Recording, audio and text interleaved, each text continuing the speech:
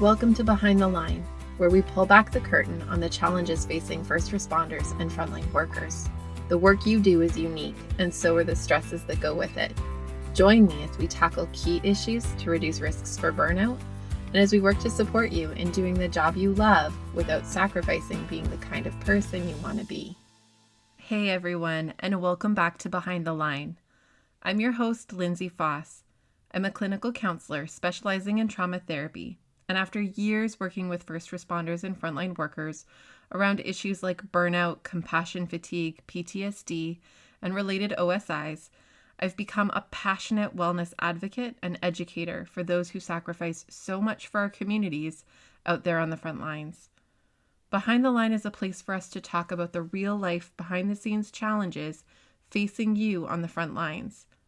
I created this podcast with the hope of bringing easy access to skills for wellness, allowing you to find greater sustainability both on the job and off. Today, I have the pleasure of being joined by Courtney Jewell for a discussion on processing what it means to be on the front lines in the midst of this pandemic. For those of you who don't know about Courtney, she's an ICU nurse in Calgary. You may have heard about her on the news thanks to a social media post she wrote that went viral and was picked up by Global News and other Canadian news sources back in the fall. I stumbled across the Global Online News write-up about her post a couple of months ago and the post that she wrote. It struck me as a piece of processing the many layers of this pandemic experience, the frustration, disappointment, and overwhelm, along with the courage, willingness, and heart for those on the front lines of this thing. Let me read you what she wrote. Quote, I have been absolutely disgusted by the comments made by fellow Albertans on Facebook posts and news articles. These horrific internet trolls are spreading misinformation and baseless conspiracy theories about COVID-19 in our province. These awful people hiding behind their computers are accusing nurses and doctors and data analysts of inflating the numbers, lying about the overwhelmed state of our hospitals, trying to fearmonger, or even trying to take advantage of all the overtime pay. It's gross, and I think this is what I want to say to every terrible, ignorant person out there who has been changing my perception of humanity. We will still be there for you. Despite all the crap you're spreading online, when you come into Emerge with your eyes bulging out of your head because you can't breathe, we'll take care of you. Even at great risk to our own health, we will do everything we can to help you oxygenate better as COVID starts to ravage your lungs. And when you deteriorate, we will sedate you, intubate, put a breathing tube in, and transfer you to one of the excellent ICUs we have across this province. Even though you've been spreading on Facebook that these critical care areas are empty and full of lazy staff that just want to collect overtime pay, we will care for you. We will carefully flip you onto your belly, prone positioning, so that your lungs can have a better chance to oxygenate. We will chemically paralyze you, but be nice enough to make sure that you are well sedated so that you're not awake, paralyzed, and scared. We will call your terrified and worried family members to tell them that we are doing everything we can to save your life.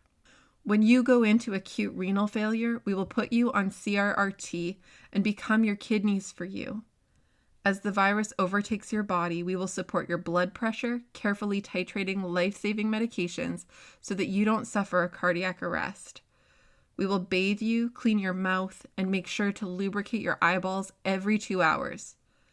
I know you think we are just lazy and bored, but we'll still do all this for you. We will treat you with respect and dignity and compassion because that's what we do. No matter what you've said, what you have done, we will care for you because that's just who we are. We are not heroes, but simply people with compassion and who have a desire to help. We don't need to be attacked right now. And you know who else we care for?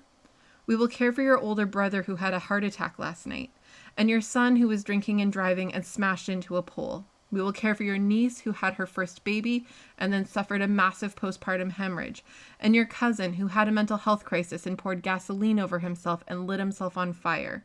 Your mom who had a massive cancer surgery and your uncle who fell down the stairs and is now a quadriplegic. Because despite what you're telling everyone online, we are full of these patients as well.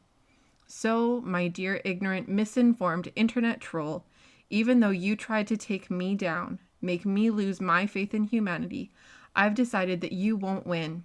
And when the reality of this crisis hits you in the face or destroys the health of someone you love, we'll be there for you. I will stop reading the comment sections and continue to teach my kids that when there is a crisis, look for the helpers. And of course, love thy neighbor. So much love to my brothers and sisters fighting in ICUs across the province, especially to the staff at the Peter Lougheed here in Calgary. We at the Foothills ICU are thinking of you guys. End quote. Welcome, Courtney, and thanks so much for being here. Hi, thanks, Lindsay. I kind of thought we could just start off by talking a little bit about your background. So, what led into you becoming an ICU nurse, and how long have you been doing this kind of work? Yeah, so I have been a nurse in the ICU for 14 years. I graduated from University of Calgary here in 2005, and I kind of always knew I wanted to be. Well, I found out I wanted to be a nurse when I was a teenager. It was sort of a horrific teenage experience, but kind of led me to where I am today. My great aunt, who I was quite close with, when I was 14, she was diagnosed with a brain tumor. And, anyone who's gone through that kind of diagnosis, it's a horrible experience to see someone you love deteriorate like that. But through that experience, I really learned a lot about myself and my ability to be a caregiver. And so at the age of 14, I was like doing things to physically help ease her pain and suffering. And that experience in and of itself, learning about, end of life care and dignity in dying and critical illness like that, I think really led me to want to pursue nursing as a profession once I was out of high school. Right. Wow. That would be such a shaping experience It and was. really informative about the nature of who you are and how that aligns to the work that you've now selected to do. Yeah, I think I really learned a lot about being on the family side of things. And I think that has really aided in my career as an ICU nurse, where I can put myself in the shoes of that family, that scared family, not knowing quite what's going on, and being able to not know everything, obviously, but to be on the inside track of healthcare and help. Ultimately, I wanted to help people on their worst day. And I think that's why critical care really spoke to me, because I can ease that very foreign environment, that very scary environment of the ICU, where there is constant alarms and beeps and buzzing and a family member that doesn't quite look like themselves. And I can try and help those family members and the patient themselves on their very worst day. And that's what I love about critical care. Totally. Well, and I think one of the things I found interesting in working with and knowing a lot of critical care nurses is that you really have more than one patient, right? Like you have this patient who's the person in the bed that you're serving, but their family is kind of its own unique aspect of the patient. And it's a level of the work that I think doesn't happen in quite the same way in so many other types of roles within health. Absolutely. I think even just with the ICU, a lot of times our patients are intubated and sedated. And so you get to know the family members quite well. And then they tell you about who their loved one is. And so as you're caring for that person who can't speak for themselves, their families really speak for them. And so I think family is such an important element when it comes to ICU. Of course. Yeah, for sure. So pre-pandemic, what was it that you loved most about your work, and what did that look like before the pandemic hit? So we are where I work is a level 1 trauma center. So we see everything. We see not only like the surgical complications or things going wrong, septic patients who get really, really sick.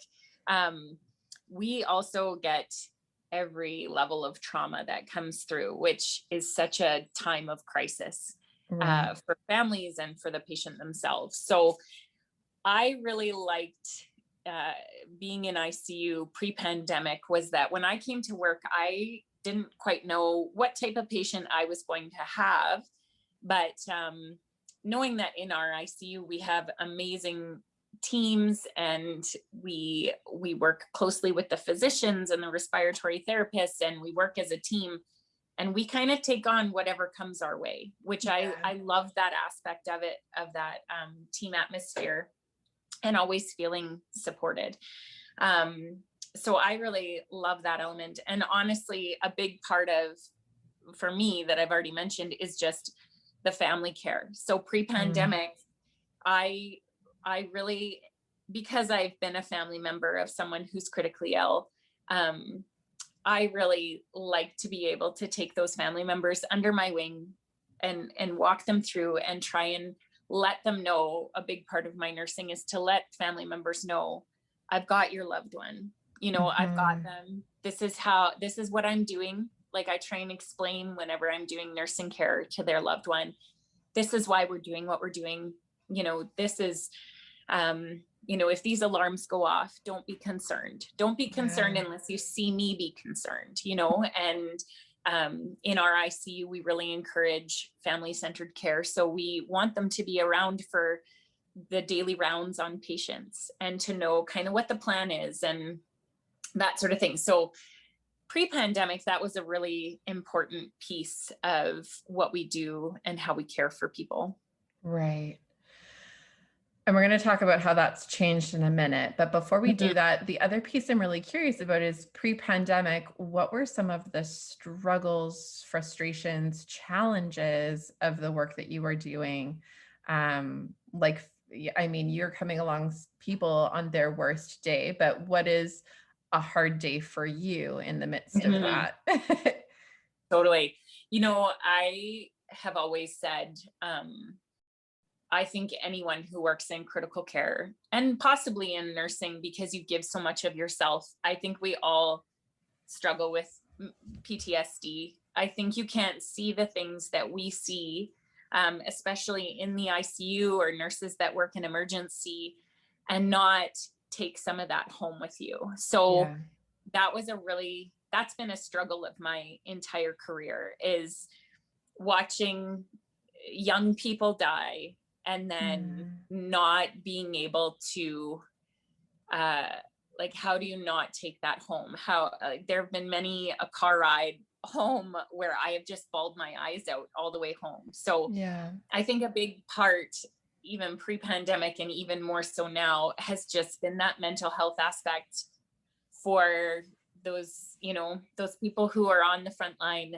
And I don't know if people realized that before the pandemic, what nurses saw, what we experience on the job site on a daily basis. I love being an ICU nurse. I am very proud to be an ICU nurse, but it has affected me for sure in a multitude of ways, with struggling with anxiety, seeing the worst of the worst, and not thinking that that's going to happen to me or my family. You know what I mean? Like, I definitely struggled with anxiety throughout my 14 years being in there, because what we see, it's not like working at Starbucks. It's crazy sometimes.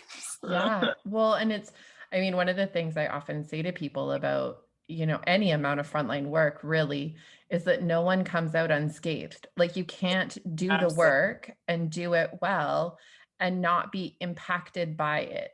And I think that people who somehow seem like they're impacted by it just have a way better capacity to mask their impact. Right. Absolutely. Yeah. Well, and I think it's interesting too, when I was new in the ICU, and I mean, even still now, there are, and I think this is in every area of nursing, there are giants in your mind. So when I started in the ICU, there's those hardened ICU nurses who have been there forever. Yeah. And there was this degree of thinking, well, look at them, these giants in my mind who were so good at their jobs. They've been here forever and they're fine. So I should be fine. Like, it was almost that sense of guilt of like, why are you struggling so badly with this? Look at these people who you admire so much, who have been in the ICU forever. They're okay. So you should be okay.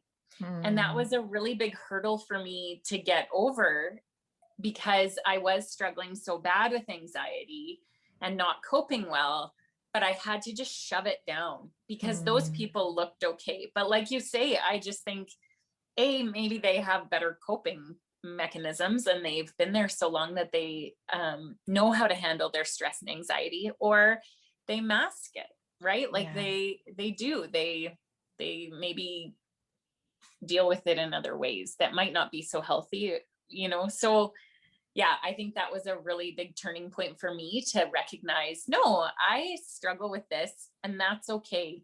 Yeah. And even speaking with coworkers and saying, because now that I've been there for so long, saying, oh man, I really struggle with anxiety. Like, my husband has to check in, because if he doesn't and I can't get a hold of him, I think he's dead in a ditch. Like, Yeah, I totally. he's had a car accident. So it's interesting when you see those younger nurses say, really? Yeah, right. Like, you're the giant in their mind. Yeah. And they're like, oh my word, like, yes, that's exactly how I feel. And then I don't know, maybe it's just something where we need to speak more about this. Yeah. Well, I think that's been kind of culturally a thing for so many frontline systems, is that there's no room to complain. Like, Yeah. there's no help anyway. Yeah. In many of them. That's maybe not entirely true anymore in the same degree, but from a looking back perspective, there has been so little help to make it any different. So you kind of learn really quickly, I think, to just shut up and do the job or get out, because those are the choices, it Totally. feels like, right? Yeah. And even 10 years ago, we weren't having these conversations about mental health supports that we are now. And that was just 10 years ago. And it was just Right. like, well, deal with it and move on, because everybody else is. So, Right. yeah. Well, and it's that piece, right, of like, then they stay giants in your mind, and then you're the one who's somehow failing at it and not good enough. When Totally. in reality, like, again, no one is coming out unscathed. We're just not talking about it. So if we don't normalize it, we end up burning people out, not because of just the stuff they're seeing and doing and interacting with, but because we're failing to give them that normalization that says, it's not just a you thing. This is really Absolutely. like this. Yeah, absolutely. Well, and it's tricky too, because I love that piece you said a little bit ago about, like, people don't really get, even pre-pandemic, what nurses, particularly in the ICU, do and see. Like, they can't really appreciate it. And it's kind of this funny mixture of like, it would be really great if they did get it, because maybe they would get it. But Yeah. you would also kind of hope that no one in your life would ever actually get it, because that would mean they would have to have lived it sufficiently to get it. So it's like this double-edged sword. It's so true. Absolutely. Yep. So since the pandemic, how have some of these pieces about what you've loved in your work and what's been challenging in your work, how have those shifted this past year? Yeah, I have to say that this past year has probably been one of the most challenging of my career. Like, the last 10 months, there's been so many, I don't know, it hasn't felt like regular life. It's felt like a war zone. And oh man, there's so many different elements of it. One big piece was the lack of family, right? Yeah, All of a totally. sudden, visitation policies changed because we were trying to protect our own staff, which I think is appropriate, but families weren't allowed in. So some teenage girl gets in a massive car accident and her family can't be at the bedside. Yeah. How do we organize that in our own brains? It was awful. Like, it was a horrific time of family members struggling so badly for information, for And we didn't quite at the beginning of this have the technology. Now we have like iPads and we're setting up video chats and Zoom calls for families to see their loved ones. And our visitation policies have changed in the ICU, where we do have the ability to have two designated visitors at the bedside now at our Right. facility, Yeah. which is amazing. But for a long time, it was no one was allowed, just so we could protect our staff, because we didn't know how this was going to go. Yeah. So that element, I think, had its own ramifications for our staff, and trying to deal with, even confused patients who couldn't have their family members at the bedside. Totally. That was huge and Yeah. difficult, and really changed the nature of our nursing. Yeah, I bet. Yeah. I know someone in acute care who talked about how the load changed as well. That like, often on a shift you would have a patient, maybe two, that you are caring for, and your role is really to just be present for that person in this very intense and scary time.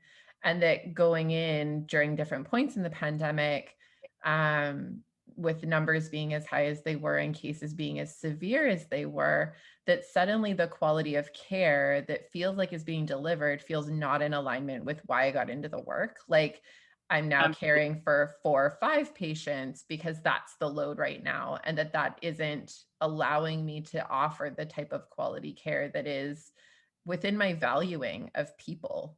Yeah. Well, and even we had, I have to say, I think our management team did an incredible job. They really tried to like be supportive. And there was emails that went out about, when we surge and we get to these levels, these are the things that you're going to need to drop in terms of patient care so that you can focus on what's important. So mouth care every 2 hours, that might need to be every 4 hours. Turning patients, that's a big thing. We really want to prevent bed sores. Turning patients might need to go by the wayside for a while, because it's, there's more important things to deal with, because you're going to have an increased load of very sick people.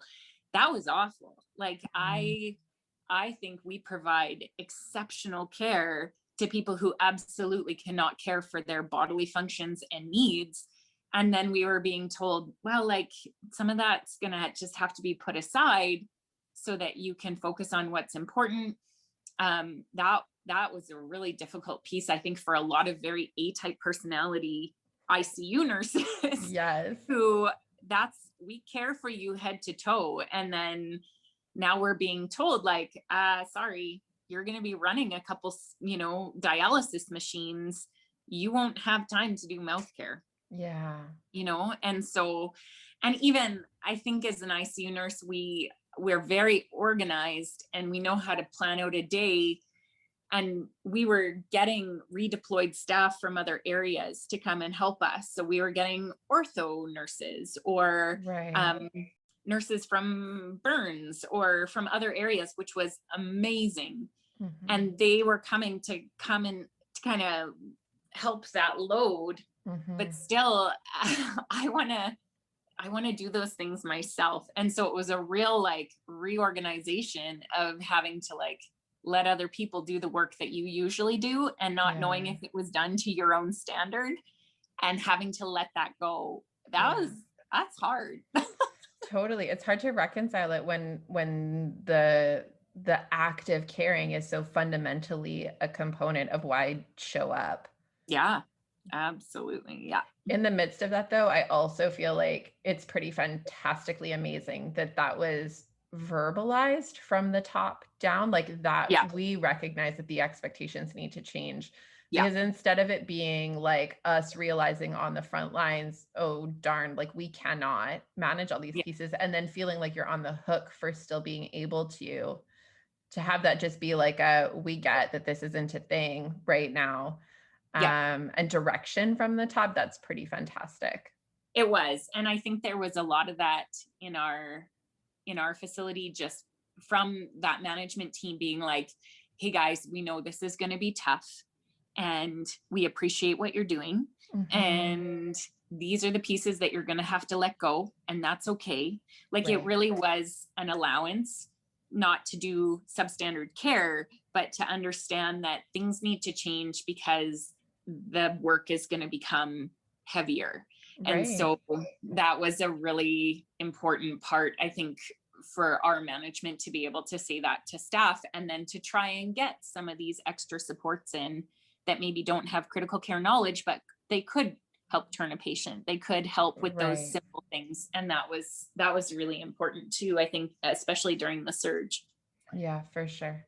So in this past year, recognizing so many of the shifts that have had to happen, what have been the pieces that have surprised you the most, both in terms of your work on the front lines, but also in terms of just being a human living in this pandemic?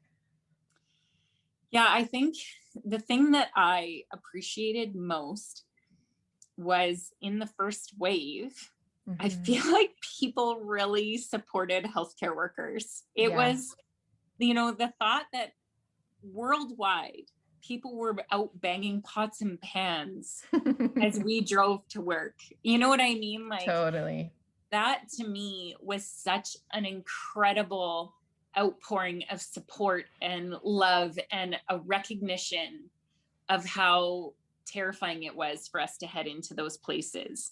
I can't tell you how scary it was thinking, I'm going into work, but what if I get this thing? And looking at the images from like Italy and the UK and across Europe, where nurses were dying and doctors were dying. And this thought that like, wow, I've never felt in danger going into work and putting myself in this position, or my family in this position. That was really hard to get over. But then you had this whole societal push to support healthcare workers, and they were proud and they were staying home, but we were going in, and this whole idea of support and admiration for healthcare. I was like, wow, like, not like, oh, we're rock stars, but for the first time, it felt like people were valuing healthcare workers over celebrities. And I thought that was such a great shift in thinking, just for society as a whole, to value something that was so valuable. Absolutely. And so that was something that really surprised me, and I really appreciated. But I felt like that really shifted when people were fatigued from the pandemic. And then all of a sudden there was this shift that we weren't heroes anymore. And then the anti-mask rallies started, and people were tired of dealing with the pandemic as a whole. And we weren't necessarily heroes anymore. People were just kind of done with it. Yeah, so totally. That was a really difficult time in the fall compared to the spring. Well, I recognize that shift is a huge piece that led into the social media post that you wrote that has had quite a lot of attention. I think I actually first found out about you after seeing the Global News article that was posted about your social media post. And then I actually have a friend who is a nurse in Calgary who I've interviewed on this show before, who I said, do you know her? And she said, I think that I've got some mutual friends. And so she had encouraged me to try to look you up and hunt you down. Awesome. Yeah. So I'm curious, like having experienced kind of the surprise of the overwhelming support on the front end, but then this like very disappointing shift, not just in like a leg of support, but like an active, kind of aggressive anti-support piece. Right. What was it like for you as you wrote that post, and what's the response been to it? Yeah, so that was it was such an interesting time, because as surprised as I was and so elated about the support we received in the spring, that big shift towards anti-nurses, too much control, anti-mask. That whole shift really surprised me as well. And nurses are human beings too. We are going through this. We have families. We have kids that are in and out of school because of different cases of COVID. We're human beings as well. And we're on social media. So to see this, I couldn't believe it, honestly. Like the comments that were coming out, knowing how ignorant that was and how they were coming from a place of absolutely no experiential knowledge, but feeling like they could, have an opinion on what was happening in the hospital system blew my mind. Like looking at you should never read the comments section is what I've learned, but the comments on some of these articles, there was young people in Alberta dying from COVID, and they would post a news article about it on Facebook or whatever. And then the comments underneath were like, this is a bunch of garbage. This isn't really happening. Fake news, oh, I'm sure that person had a lot of, other health issues. And I was disgusted. Like I was blown away. Some of the comments were, this is fake. Talk to the doctors and nurses. They're all bored. And I would read that and then go get my scrubs on and walk into that ICU that felt like it was a dumpster fire of people dying and suffering and families not being there. And it was so disheartening for me to read those things and then go put my scrubs on and walk in. And so, that social media post, I had no idea was going to blow up like it did. I'm thankful that it did, because I think it really showed that there were a lot of people who supported healthcare workers still. It was just born out of pure frustration of reading this garbage and being like, you know what, you can go ahead and make these comments and act like you're an expert on what's happening, although you're doing it from your armchair in your living room.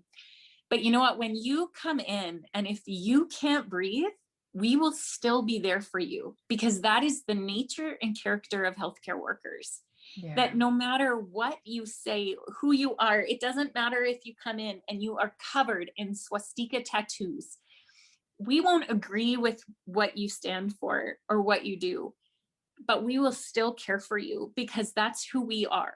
Like that was what that was completely about, was just, we are decent human beings who are trying to make a difference here. And no matter what ignorant comments you make, if you get COVID, as much as you deny it, we will still take care of you.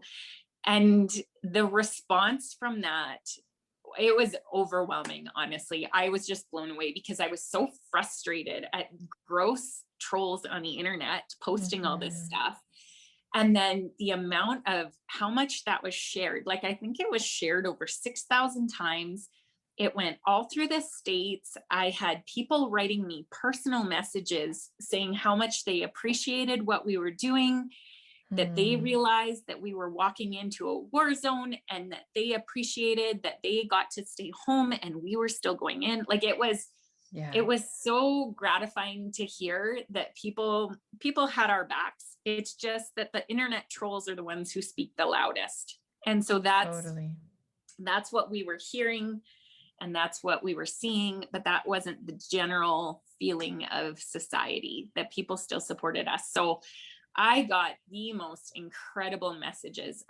When that went across global, and I think it was in global BC, I had my cousins in BC like contact me to say they saw me on the news.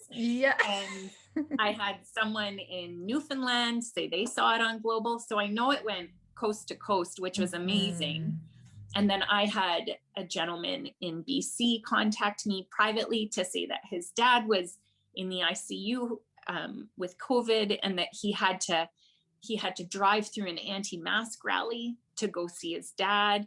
And he sent me a couple messages that kind of just updated me on his dad's status. And then they withdrew care, and his dad passed away. And the amount of human connection that I received from that, of just people saying like, thank you for what you're doing, Oh, it was incredible. Honestly, it really just brought me to tears. It's kind of amazing, right? Like, it's like humanity needs reminders to see the good stuff and not just the shit. Totally. Right. And so like when we remind ourselves that like, oh yeah, there's still people who are still showing up every day for their 12-hour shift and putting themselves at risk and putting their families at risk. And I mean, we just kind of get lackadaisical about our awareness. Yeah, I think so too. Like the fact that my 9-year-old daughter would cry in the fall when COVID was raging and I was going into work on a night shift, and she would just come up and say, Mom, please don't go. Please, please stay home. I'm so worried about you. The burden of that, of just having your 9-year-old bawling, asking you to stay, and then going on social media and seeing these horrible people saying things that were so untrue. It was such a like, it just made it more difficult. But then after that social media post, it made it easier for me to go in, knowing that we had the backing of so many people who appreciated what we were doing, that they were told they had to work from home, but I was still walking in, masking for a 12-hour shift, going in and out of rooms, wearing full PPE, sweating my butt off, in these hot rooms. Totally. So uncomfortable, not eating because your patients are so sick and you don't want to leave the bedside. You know what I mean? Like, sometimes you just wish people could get a glimpse of what it is that we've done over the last 10 months. And I think a lot of people do know, but maybe not all the details. Yeah. So, I mean, to some extent, it feels like that social media post is kind of a part of your process. And we're having this conversation in the midst of a series that we've been doing on Behind the Line about how we process significant events and experiences. And specifically, we've been trying to relate that to the pandemic just because it's very timely and obvious. But really, a lot of the skills we've been talking about have breadth that go beyond the pandemic specifically. You said that after the social media post, it got easier because of the support that you were aware was there. It sounds like that's kind of a piece of what processing has meant for you, is doing that in connection with people who really see and validate the work that you're doing. Yeah. I'm curious if there's other pieces for you that have been really helpful in terms of how you make sense of this story of what's happened this year and the impact that it's had for you. Yeah, I think for anyone processing what the last 10, 11 months has been, I think we're going to be processing this for such a long time to come. Totally. I don't know. I don't even know exactly how to answer that. I think it has made me realize, well, just how thankful I am for health and wellness. Although as an ICU nurse, I've always seen how quickly life can change. But I think that idea of people globally masking up, doing things, public health orders, even if they don't really love it, they'll still do it in order to protect their neighbor. I think that, we've seen that in its worst form where people don't want to do that for other people. And then we've seen it in its best form where people are buying groceries for their elderly neighbors so that they don't have to go out. I think it's been this weird dichotomy of, good versus evil, and seeing the best of society and seeing the worst of society. For me, I think a big part of just surviving this last year has been knowing, when I need to take a break, when I need to do the things that bring me joy. That has been a big part of coping with the pandemic is, dialing into what are my mental health supports and what are the things that help me process this in a positive way and keep moving forward. We've seen a lot of death in the last year. Yeah.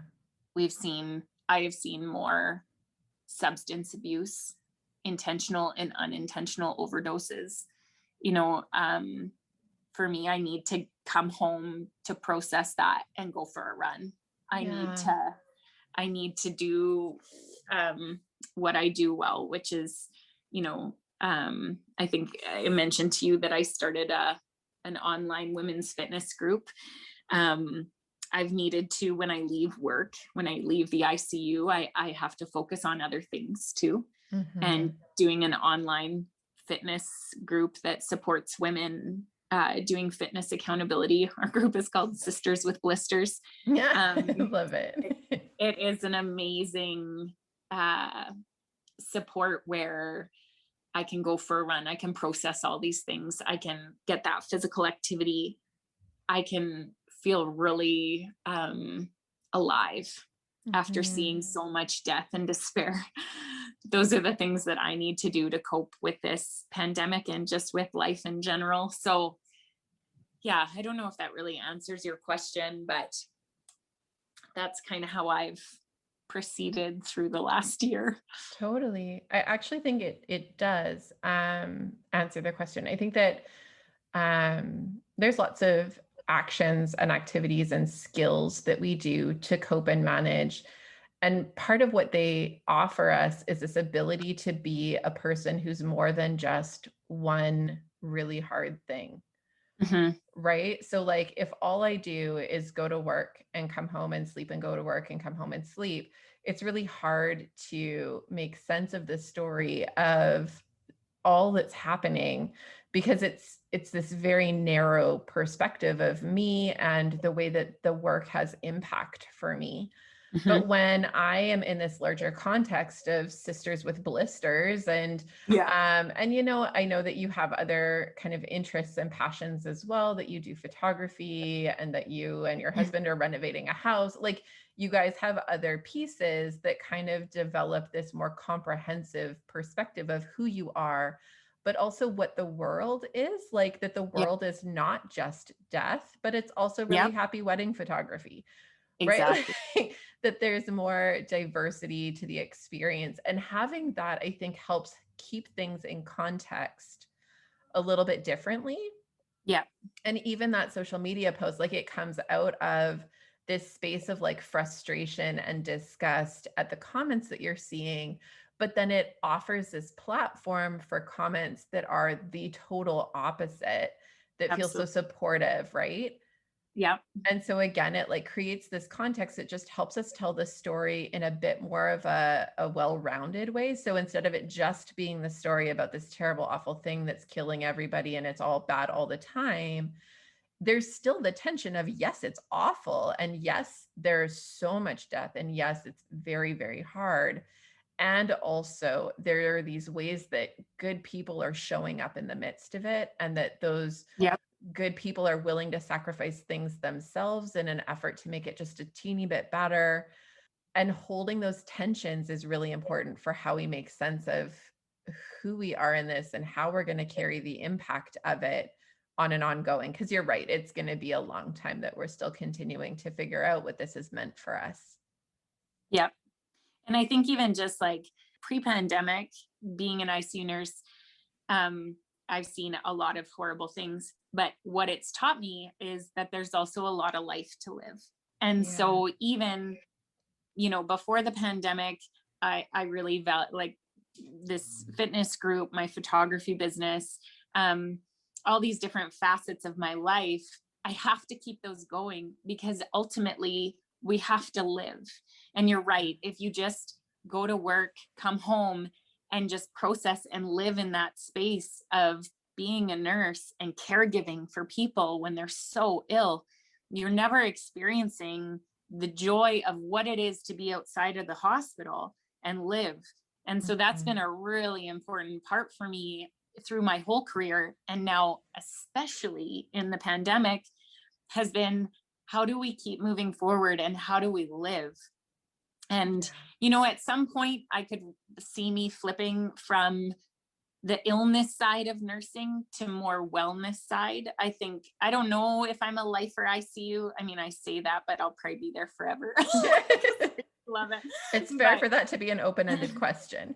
It is, right? And I have really tried to implement, especially in the last few years, focusing on wellness. And that's such an important piece, because yes, there horrible things happen mostly to the best people.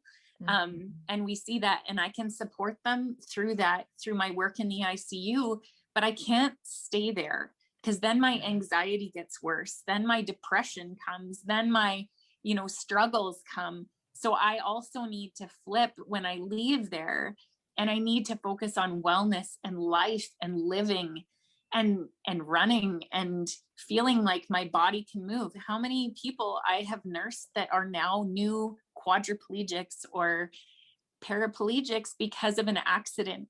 So I need to leave, and I need to live and be thankful that I can move my body and I can run and I can, you know what I mean? Like it's that living piece that I feel that even new nurses out there, they need to grasp that.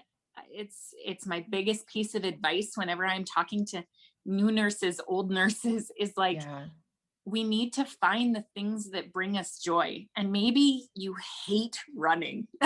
Maybe it's not for everyone. Nightmare. It's not, but for me, it allows me to feel the joy of health and wellness. And that has been so good for my brain to function and work properly.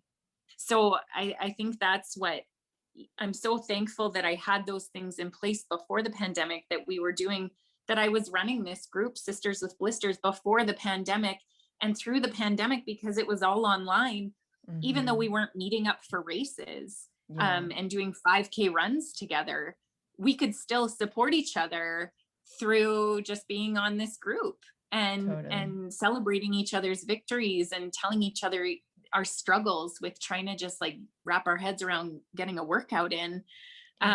That's helped me immensely through the pandemic, is living and trying to encourage others to do it well. So yeah, I don't know what the future holds for me in terms of where our lives are headed. I mean, I have a lot of different things going on, but that's who I am. That's how I survive and how I thrive, is having all these different areas of my life. Totally. It's so good, because I think one of the things I have talked about on this show a ton is that we have to be more than the work. And the risk of the work is that most of us who get into some version of first response and frontline work are people who have a genuine heart for caring about other humans, which is like super noble and lovely and whatever, but it's also really risky, because we have this tendency to really highly value everybody else way ahead of ourselves, and like so far ahead that we don't even show up on the list. And that's really, really risky to our ability to be sustainable in it, because if we don't have some of those other things to counterbalance it, we burn out super fast. Totally. Yeah, that is so true. I love that you have additional pieces. I love that you had them before the pandemic. I think one of the things that's been challenging for some people is that the things they might have had before the pandemic don't feel like options in the same way during the pandemic. So like, I mean, running outdoors is kind of one of those things that you're still forever allowed to do. So it's awesome that that's remained an available access point in the midst of it, for sure. But other people have lost what brings them joy because they simply weren't able to do it anymore. Things were shut down. And I think that is so, yeah, it's been super hard, because I think it's a time where it's already more intense. And so intense times are not when we are best at being creative.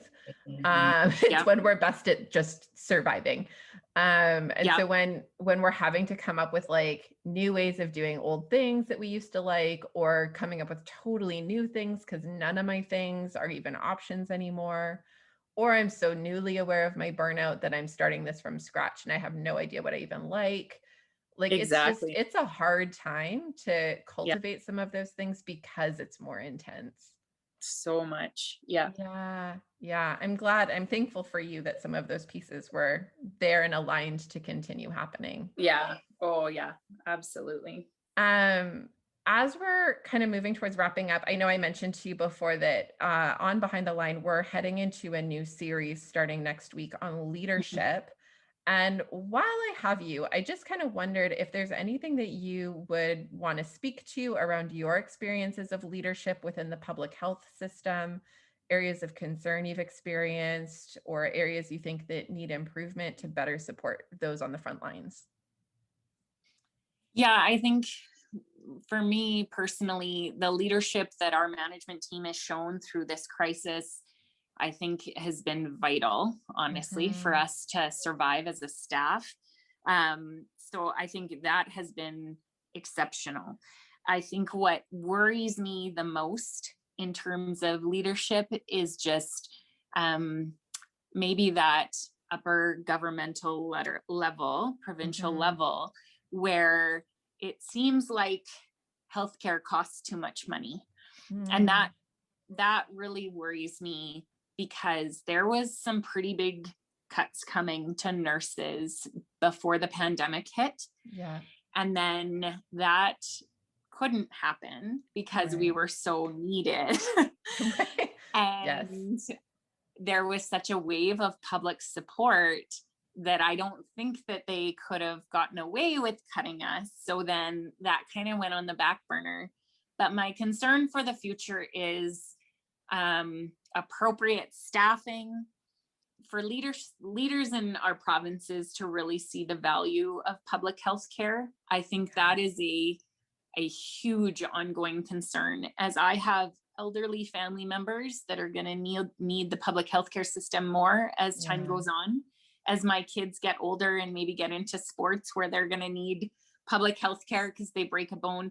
Those sorts of things, that really concerns me for the future of just not the value of quality nursing staff, support staff, that sort of thing. And this whole idea that it just kind of costs us too much money.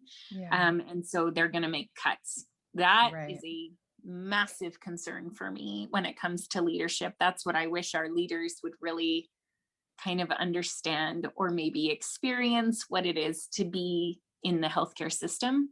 Totally. I feel like that gets maybe forgotten about or not experienced by those leaders. So that's what I'm hoping. I'm hoping that public support kind of favors public health care after we've gone through this entire process, and they can see how valuable we are. Well, and for sure, the staffing piece is just such a huge issue. I think like the kind of trickle out effect that happens when we ignore sufficient staffing numbers, because one of the pieces of feedback I get a lot from people who are working particularly in hospital settings, but for sure in a lot of other helping professions as well, is this piece of like, okay, so I'm having a hard day, or I feel like I need to take a mental health day, but I can't without syncing my team because there's no one else. Totally. And so I can't care for my own wellness appropriately because we're understaffed. And if I do, it just means that I'm putting more weight on people who are just as burnt out as I am. Yeah. And they're not going to take the day off either because they feel like they're going to let everybody else down too. Yeah.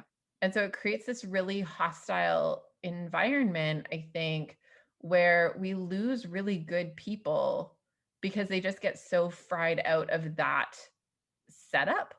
Yep. That it feels like, how is this actually worth it? Like it comes to that point. And so then we're like burning out people who are really, really great at what they do and not giving them the appropriate support to be able to do it long term. And then wondering why we have such a high turnover rate. Exactly. And then ultimately cutting. Like that's what concerns me, is like it's bad enough now, and then in the future, because budgetary concerns or whatever, then all of a sudden you're going to cut nurses from the hospital system or from the community. And that just feels so dangerous as we move forward. And we have so many baby boomers in our society that are aging. And, it just seems really counterintuitive to what is good for society. Maybe it's good for the numbers, like budgetary wise, but it just is not good ultimately for society.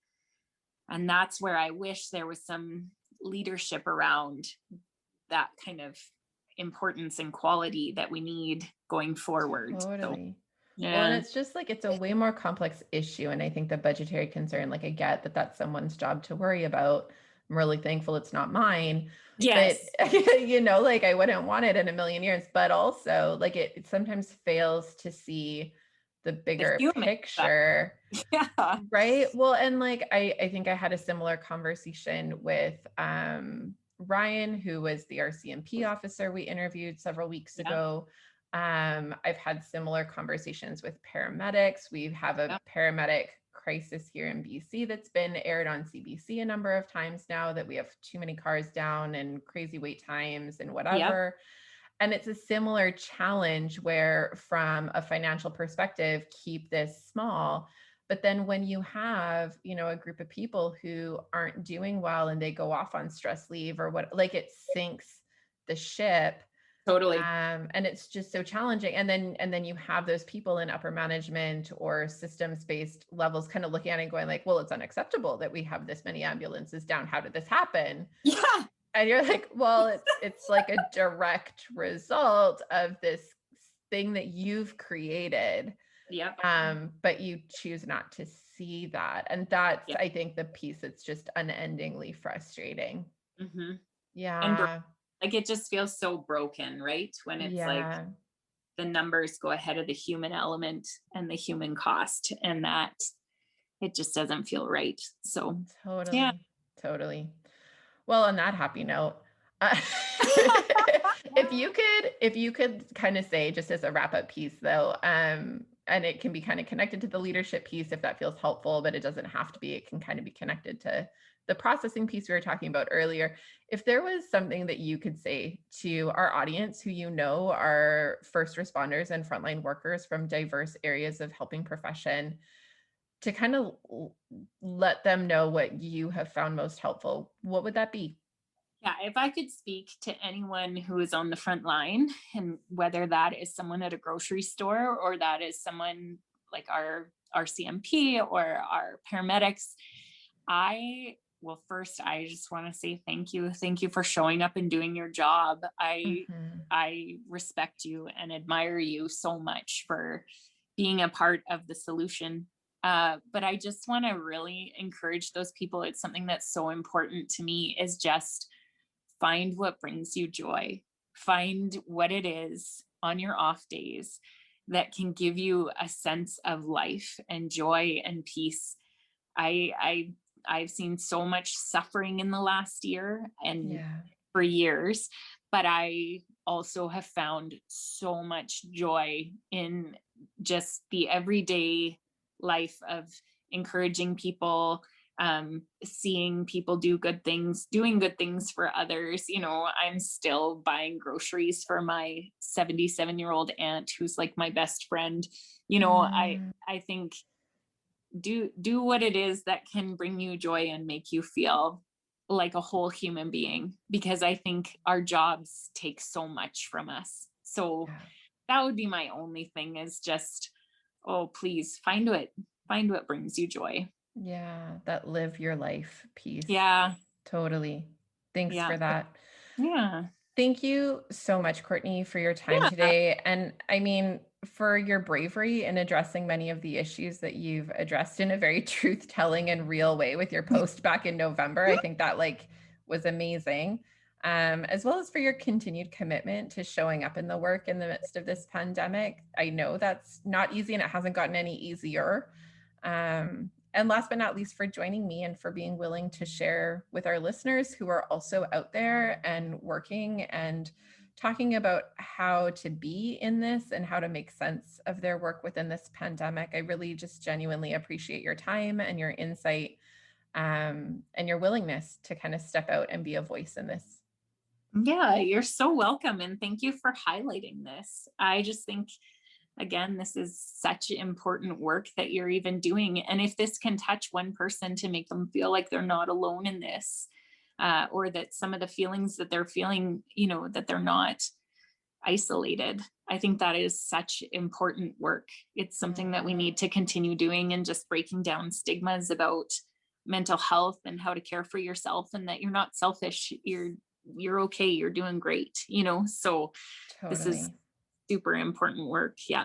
Yeah, we often talk about how that self-care piece is the best gift we can give everybody else in our lives because it's Totally. what lets us do any of this well, right? Like we can do a Yeah. lot of this stuff, but we don't necessarily do it as our best selves. No. And you don't want to just survive, right? Like there's, Totally. Yeah, like we're working so hard to help everyone else be okay, and we get to have the same. yeah. And go Yeah. for a run. Amen. If you can. If you can, if that brings you joy. I love it. Or do a silly dance in your living room, something like that. Totally. I love it. Yeah. All right. Well, thank you so much, Courtney. It's been so good to have you. Yes. Thank you. All right. Thanks everyone for sticking with us. I know that this one's a bit longer than what we usually do, but I hope that you'll agree that it's been worth it. Show Courtney some love by commenting on our social media with what you loved most or found helpful as you process your own story of having a front row seat in this pandemic. As we wrap up today, I want to remind you to subscribe to the podcast and to our email list, and to follow me on Facebook and Instagram. You can find all of the links in the show notes.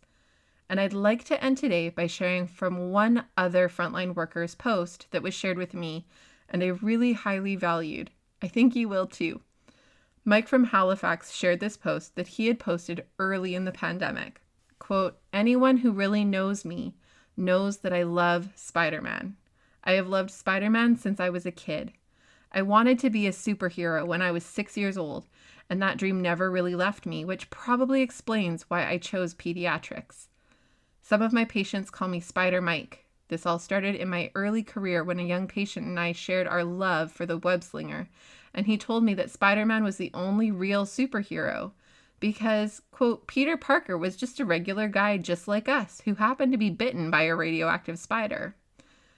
Made sense to me.